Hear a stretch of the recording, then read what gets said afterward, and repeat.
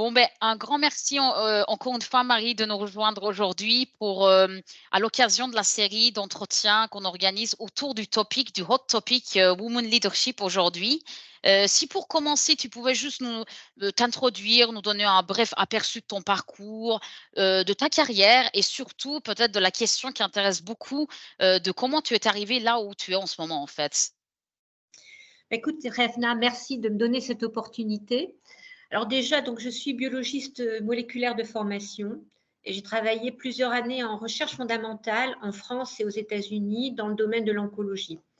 Alors en fait, l'oncologie, en fait, c'est vraiment mon moteur pour des raisons très très personnelles. Et en fait, j'ai le plaisir souvent quand je me présente de dire que j'ai basculé du côté sombre du marketing et du business il y a pas mal d'années. Bon, allez, je ne vais pas dire le nombre d'années, sinon ça va dire mon âge, mais toujours en me focalisant sur l'innovation et ce qu'elle apporte dans le domaine de la santé.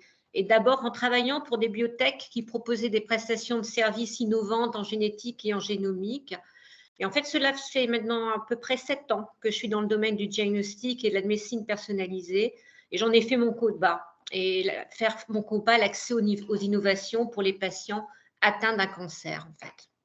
Oui, tout à fait, tout à fait. Et de ton rôle actuel et de l'entreprise pour laquelle tu travailles en ce moment, est-ce que tu peux nous en parler un peu plus, en fait? Oui, tout à fait. Alors, j'ai rejoint VitaDX il y a un peu plus d'un an. Donc, VitaDX, c'est une société qui a exploité un brevet issu de la recherche française et qui a sa première solution validée cliniquement pour le diagnostic du cancer de la vessie, qui est basée sur le traitement de l'image et l'intelligence artificielle. Et en fait, j'ai été recrutée initialement en tant que directrice commerciale et market access pour déployer cette solution en France mais également à l'étranger. Et en fait, je suis très heureuse en fait d'avoir pu annoncer il y a quelques jours en fait que j'ai été promue au poste de CEO, donc le directrice des Félicitations. opérations. Oui, tout Merci. à fait. Félicitations, félicitations. Encore une promotion, pour toi et sans surprise d'ailleurs. Donc, Merci. très, très bien. Et qu'est-ce qui t'a poussé toi, à la base, Marie, à travailler alors c'est une question assez, je pense générale quelque part, mais d'aller travailler dans ce domaine du diagnostic et plus particulièrement aussi de la médecine de précision, en fait? Alors en fait, à la base, c'est une opportunité. En effet, une ancienne responsable, je vais la citer, Marjolaine Baldo, m'a proposé de rejoindre la société Agendia, qui propose le test MammaPrint et Blueprint, donc un test de récurrence du cancer du sein qui permet de savoir si une patiente a besoin de chimio ou pas.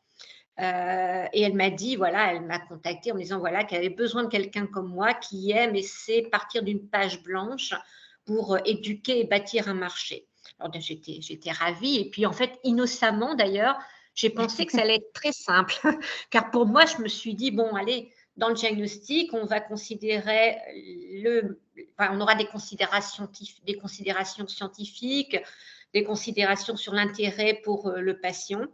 Mais finalement, j'ai découvert que ce monde du diagnostic était pas simple, mais il était passionnant et qu'il fallait Ouais. vraiment tout faire pour qu'il puisse émerger pour le bénéfice des patients, en fait. Car c'est vraiment un domaine qui, pour moi, est vraiment riche d'innovation, puisqu'on a des tests qui permettent d'orienter le choix des traitements, donc d'éviter aux patients de perdre leur temps à, voilà, à avoir un traitement qu'on sait qui ne sera pas efficace sur elle, ou d'orienter et de personnaliser la prise en charge avec, par exemple, des tests moins invasifs. Enfin, donc tout ça, en fait, c'est pour moi un vrai impact dans le parcours de soins du patient. Et en fait, donc du coup, dans mon combat et à mon échelle, j'ai vraiment l'impression de participer à quelque chose d'important pour les patients atteints d'un cancer. Et ça, voilà, et ça m'apporte vraiment tous les jours. Et comme je te l'ai dit tout à l'heure, hein, c'est vraiment mon driver, le monde du cancer. Et puis, de ce diagnostic vraiment que j'ai découvert, pour moi, voilà, c'est vraiment ce qui me fait lever tous les matins avec l'agnac. Oui, tout à fait. Et d'ailleurs, parlons de challenge, là que tu mentionnes, les difficultés et les changements. Qu'est-ce que tu vois dans notre domaine, jusqu'à présent, dans ton expérience, qui soit assez clair dans ce secteur, en fait? Alors, dans le secteur du diagnostic, en fait, je dirais que la difficulté majeure, c'est finalement l'évaluation qu'on attend en termes des tests diagnostiques. En fait, parce qu'en fait, on parle voilà, de performance d'abord diagnostique, après on dit qu'il faut valider l'aspect clinique et après l'utilité clinique.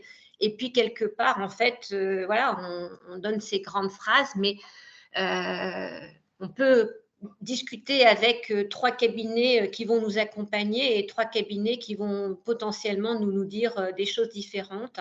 Et puis, en fait, aussi cet accès du coup au financement, que ce soit des financements temporaires ou permanents. Donc, voilà, c'est vraiment très compliqué pour le moment. Et en fait, j'entends souvent dire dans le domaine du diagnostic qu'on est le parent pauvre de la santé. Et je suis assez d'accord avec ce constat, en fait.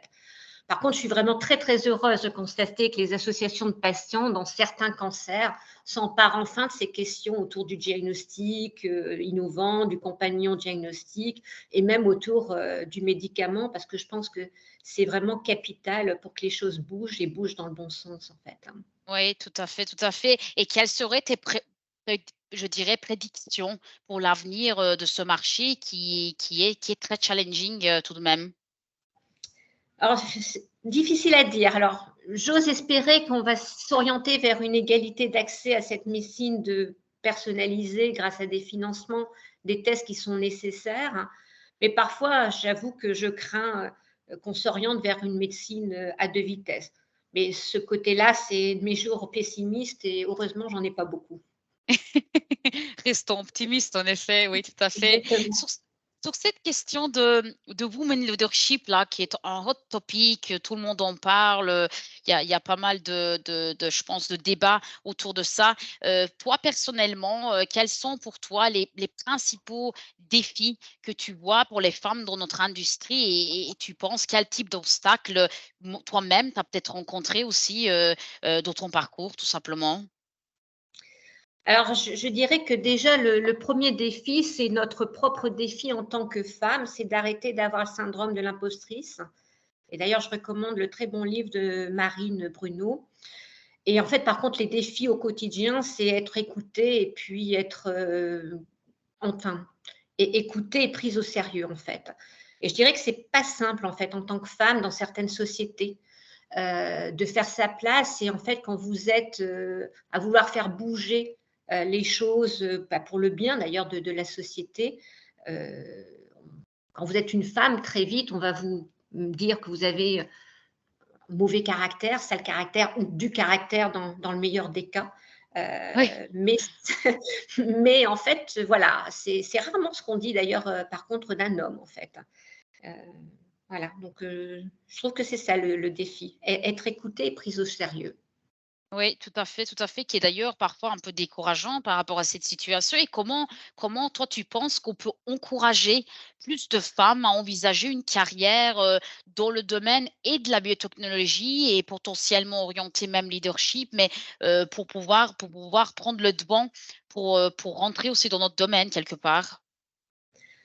Bah, je pense qu'il faut qu'on arrête de se dire que les leaders, c'est que des hommes et que ces métiers sont que réservés aux hommes. Je pense qu'on a toute notre place à prendre parce que même si parfois on est vu comme autoritaire, je pense qu'on a quand même une certaine empathie et on a quand même une certaine façon de voir les choses qui sont utiles, à mon avis, pour la société. Et je dirais d'ailleurs qu'on est en général plus organisé que les hommes, en fait, aussi. Donc, ouais, plus Tout à efficace. fait. On sait faire plusieurs choses en même temps. Oui, tout à fait, tout à fait. Non, mais je pense que sur ça, et je l'espère en tout cas qu'ils nous rejoignent. Et sur la question aussi d'image, parce que je pense que souvent, c'est un peu aussi ce que les gens cherchent quand ils cherchent à s'inspirer. Vous, est-ce que toi, tu penses à des femmes mentors qui ont pu t'inspirer ou long de ta carrière pour pouvoir continuer aussi dans ta progression? Alors oui, en fait, j'ai eu des femmes mentors et j'en ai encore, mais en fait, j'ai aussi des hommes mentors et des hommes qui m'ont inspiré ou qui m'inspirent encore. Alors du coup, je dirais d'ailleurs que je suis assez dans l'égalité homme-femme, en fait. Parce que quand j'y réfléchis, je pense que j'ai autant d'hommes que de femmes qui m'ont inspiré ou qui m'inspirent, en fait. Oui, tout à fait, tout à fait. Moi, je pense que tu es pour l'égalité et le fait que chacun a sa chance et chacun a sa capacité, peu importe au final, qu'on soit homme ou femme, c'est une question d'être humain et d'avoir les compétences. Donc, non, c'est très, très bien par rapport à Oui, ça tout à et fait. c'est vrai que oui, quelque part, on parle d'une longue carrière, avec pas mal de postes très challenging, je pense à un rythme, très intense. Comment toi, tu arrives à trouver un équilibre entre ton travail, qui est passionnant et ta vie privée quelque part aussi? Alors en fait, pour moi, le travail fait partie de ma vie et je travaille avec passion, donc j'ai pas l'impression de travailler, en fait. Et finalement, je pense que quand il y a un déséquilibre qui s'installe et que le travail pèse, bah, je pense que c'est parce qu'on a perdu sa passion ou en tout cas moi, c'est quand j'ai perdu ma passion qu'il y a un déséquilibre, qui apparaît, en fait. Donc ouais, donc du coup, je dirais qu'effectivement, ouais, c'est plutôt enfin, j'ai pas l'impression de travailler, en fait. Le Oui, travail tout fait à fait. partie de ma vie et ça m'équilibre, en fait. Tout à fait, tout à fait. Je pense que quand on aime ce qu'on fait, ça devient plus du plaisir au travail que se forcer pour le travail et ça en fait toute la différence. C'est très, très bien par rapport à ça et au niveau des peut-être aussi je pensais, c'est peut-être assez intéressant pour les personnes, qui cherchent justement à faire carrière, ou à progresser. Quel type de conseils ou, d'astuces tu pourrais donner à ces jeunes femmes, hein, puisqu'on est autour du topic femmes, mais, à ces jeunes personnes aussi de manière générale, mais à ces jeunes dames en début de carrière, pour pouvoir, garder, je pense, la confiance aussi, dans ce secteur? Alors oui, comme tu dis, en fait, aux toutes les jeunes femmes, mais aussi aux jeunes hommes, puisque du coup, moi j'ai un fils. En fait, pour moi, c'est être et c'est ce que je lui dis tous les jours, en fait, c'est d'être passionné, avoir la force, enfin la soif, d'apprendre et de découvrir, se fixer des objectifs, être persévérant. Et en fait, j'aime beaucoup aussi l'expression, d'Harvey Mackay qui dit: «Un rêve, c'est n'est qu'un rêve. Un objectif, c'est un rêve avec un plan et une date limite». Et je pense que le dernier conseil, par contre, ça c'est plus pour les femmes, c'est travailler très vite sur son plafond de verre ou sur le syndrome de l'impostrice si elles en sont atteintes. Mais en fait, là, par contre, je pense que les nouvelles générations sont un peu plus immunisées que ma génération, en fait. Donc j'ai confiance en elles. Oui, tout à fait, tout à fait. Ben, écoutez, encore une fois, un grand merci à Marie, pour le temps aussi que tu nous as accordé et puis je pense que beaucoup de conseils aussi qui pourraient être utiles, donc encore une fois, un grand merci pour ton temps. Merci, puis j'espère que ça sollicitera des débats sur ce monde du diagnostic qui doit évoluer pour Oui, le bien tout de à ces fait, patients. tout à fait, tout à fait. Un grand merci encore une fois, Marie. Merci Revna. Merci, oui, Au merci. revoir.